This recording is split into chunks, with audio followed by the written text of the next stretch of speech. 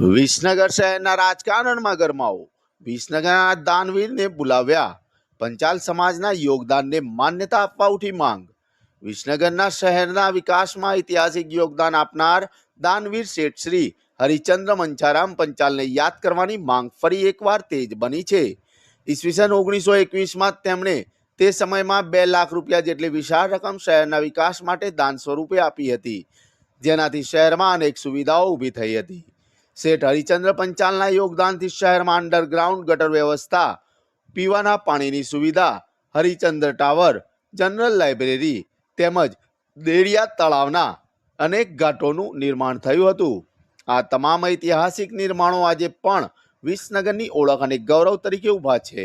તેમ છતાં સ્થાનિક આગેવાનો અને પંચાલ સમાજના પ્રતિનિધિઓ દ્વારા એવો આક્ષેપ કરવામાં આવે છે કે શહેરના વિકાસમાં મહત્વનું યોગદાન હોવા છતાં પંચાલ સમાજને અત્યાર સુધી પાલિકા સ્તરે યોગ્ય પ્રતિનિધિત્વ, કોર્પોરેટર ટિકિટ અથવા રાજકીય પ્રાધાન્ય મળ્યું નથી.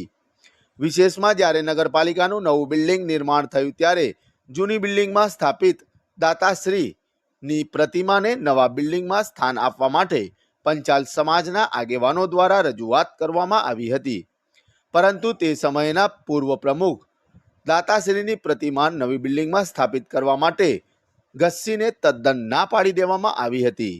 આ ઘટનાને સમાજના આગેવાનો દાતાશ્રીઓના અપમાન તરીકે જોતા ગંભીર અસંતોષ વ્યક્ત કરી રહ્યા છે.